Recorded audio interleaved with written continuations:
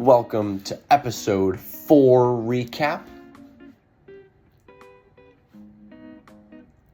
Vietnam, Keep On Racing Part 2.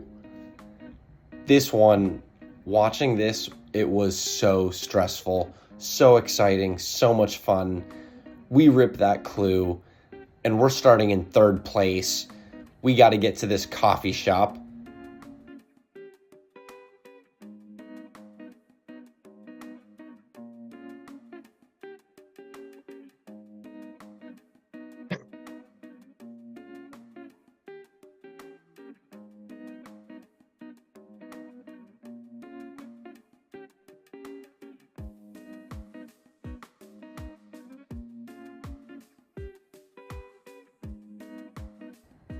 How did we choose which detour to do?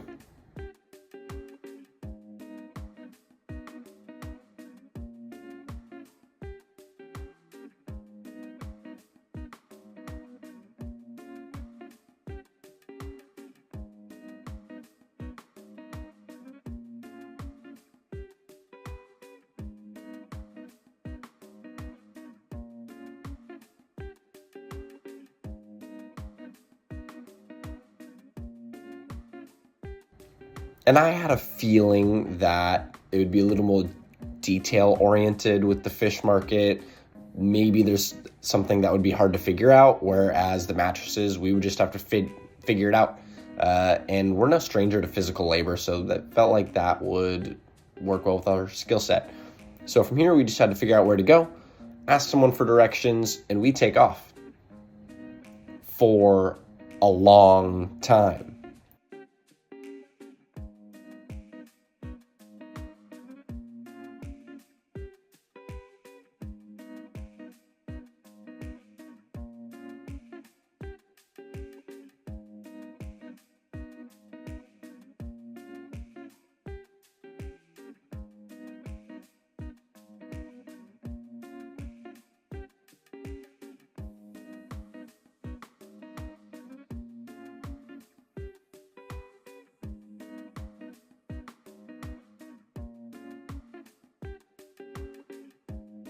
And that was perfect. They helped us, we helped them.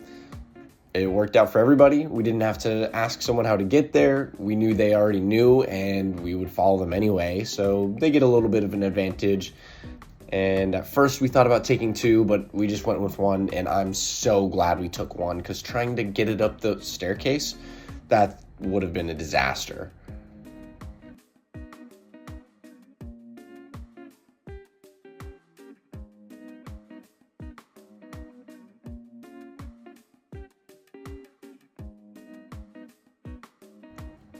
Yeah, so we finished that detour and we are exhausted. I remember we finished that, sat down for a second. We needed a breather. Okay, ready, sip some water, let's go. Next, we get our clue.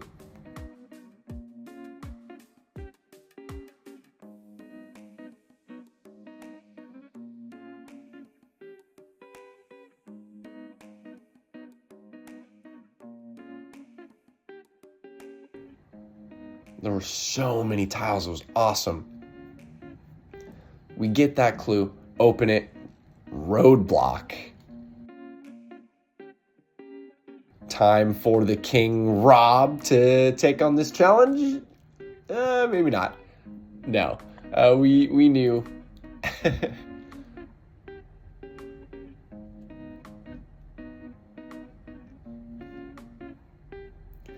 Luckily, I had a ton of energy left still. I was more than happy to take over. It's my turn to finally do a roadblock. It said, who wants to be a matchmaker? I didn't really know what that meant, but figured it'd probably be something with patterns or memorization. So rip it open and out. Here's our first needle in a haystack challenge. All right, I know that this is gonna be stressful.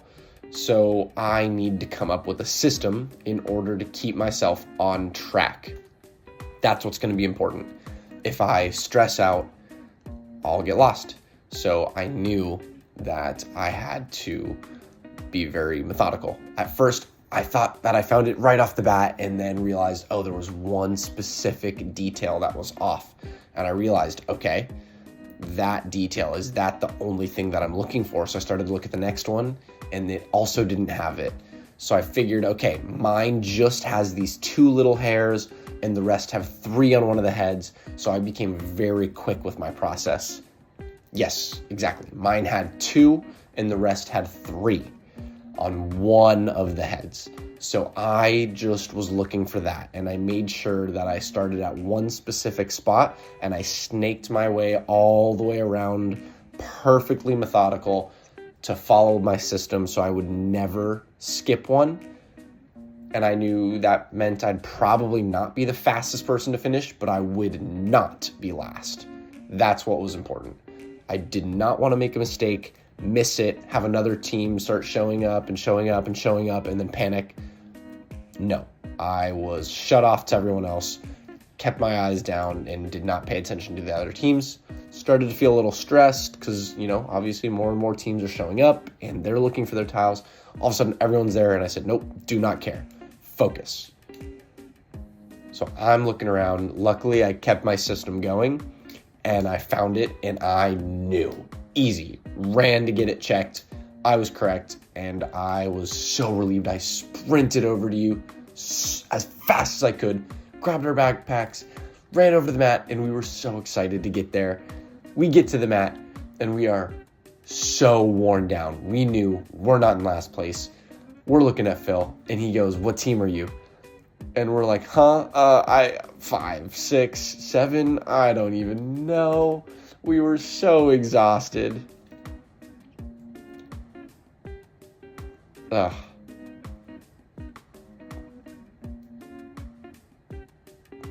We were just happy.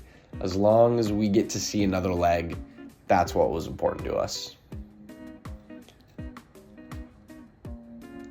That was such a fun leg of the race. It was so stressful. I feel like that was the first time that I really felt the, craziness of the amazing race, everyone together, the stress, the high adrenaline.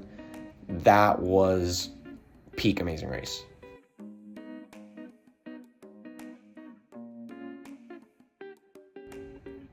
Yep, that was a good one. So that wraps up the episode, really. Anything that you wanted to add before we hop into these questions?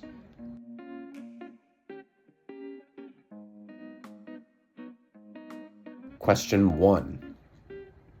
A lot of people have asked, Corey, were you okay? You fell down those stairs. That looked brutal. I'm fine. That staircase, the rug was flimsy. I tripped over it and I slid the whole way down. I was fine, but honestly, my adrenaline was so high that even if I had broken my ankle, I probably would not have noticed. I would have kept going. Yeah, I would have kept running with it hanging off my leg if I had to.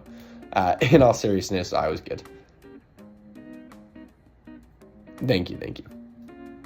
Anyways, question 2.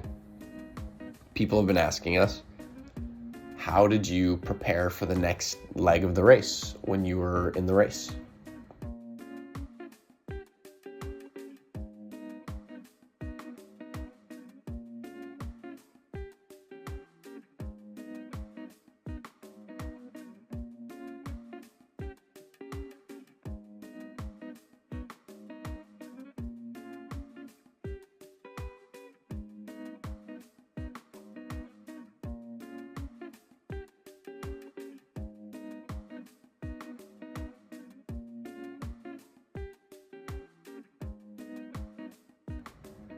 Yep, I love to be prepared, so I figured if there was anything that we could do to have an advantage, if we make it to the end, I want to be ready. I would feel really disappointed if we got to the last leg of the race and didn't do everything that we could to be prepared. So I just wanted to make sure that we did. And it's going to be so cool to look back on these notes someday and be like, man, do you remember when we did that? All the details that we write down. I think it's going to be good for our memory.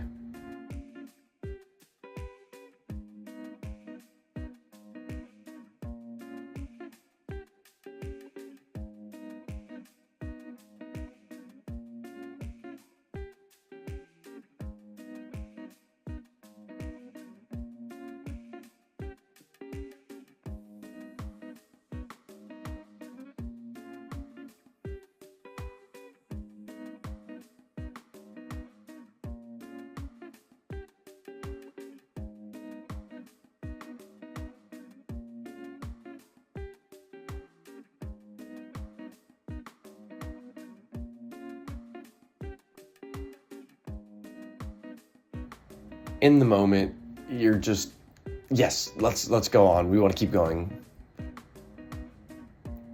Last one.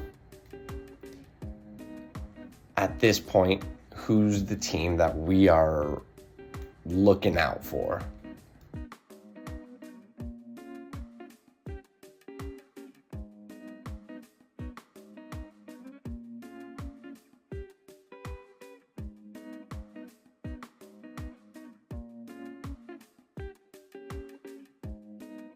And you have to remember, in the first 2 legs, they were in the top of their flight group every single time, and they even passed a team from the first flight, Team Philly.